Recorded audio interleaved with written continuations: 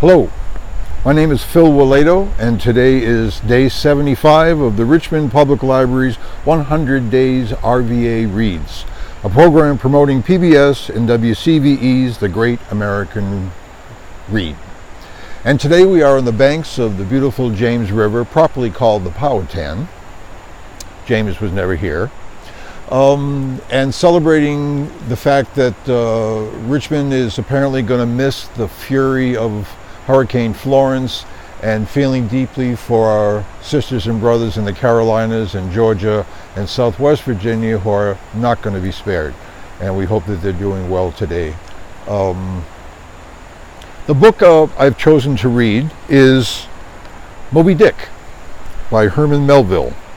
And the reason is I chose that book is because it's the very last one that was available in the Richmond Read series, and librarians say they couldn't get anybody else to read it. But I like this book a lot. And for a particular reason that I'll explain after I read the first paragraph, which is longer than a normal paragraph, but you know, Herman Melville. They used to get paid by the word in those days.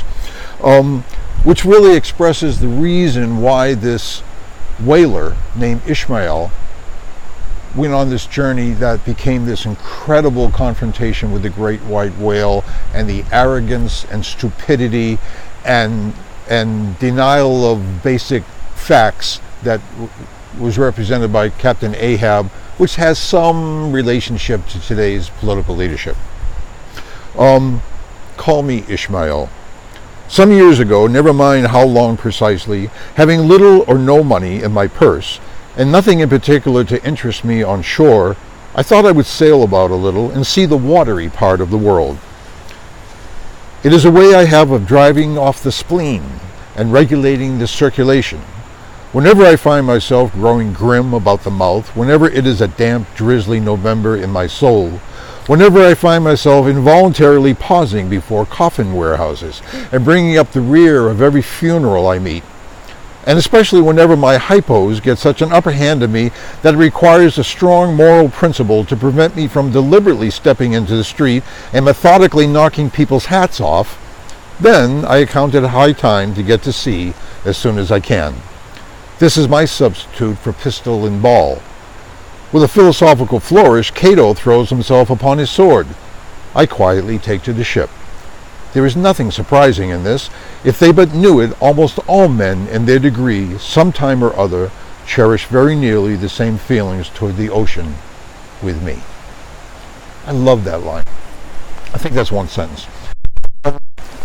My mother's father, Joseph Butchard, was an incorrigible, officially.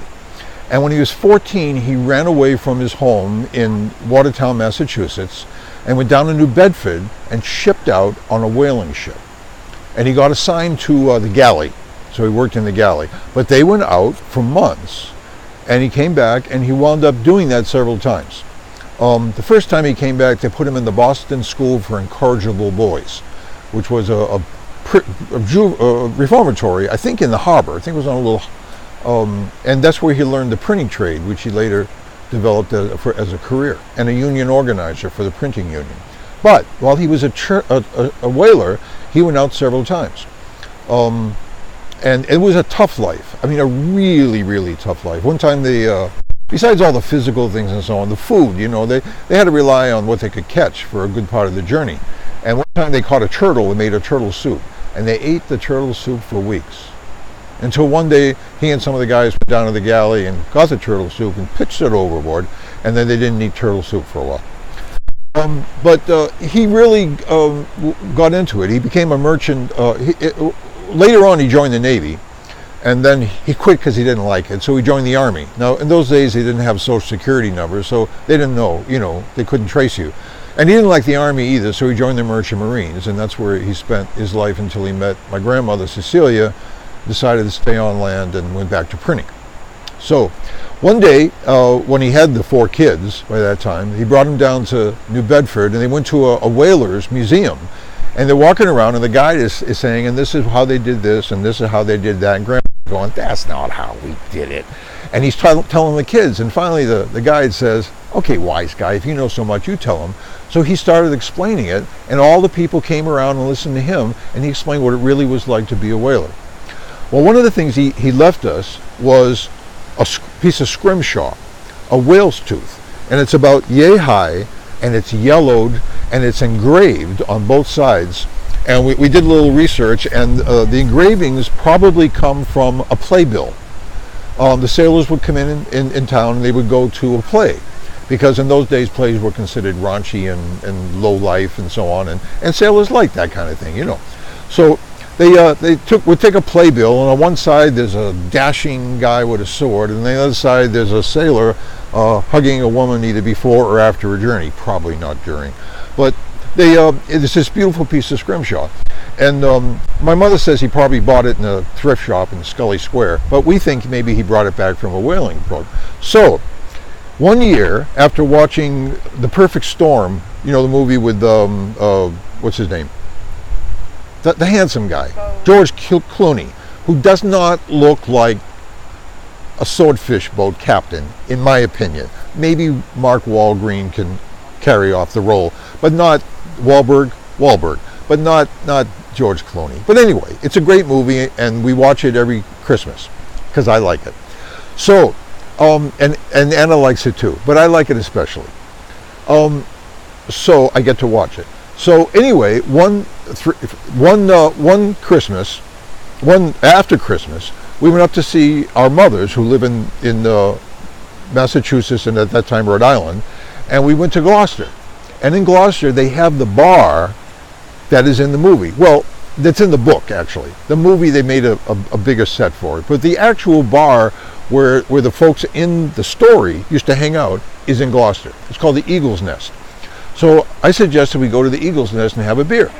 So we pull up in front of the bar. It's in a real working class neighborhood, and, you know, kind of a little bit of an industrial part of town.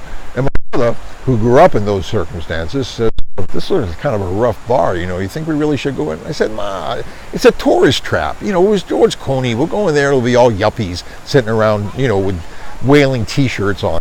So we go in, and it's the real thing.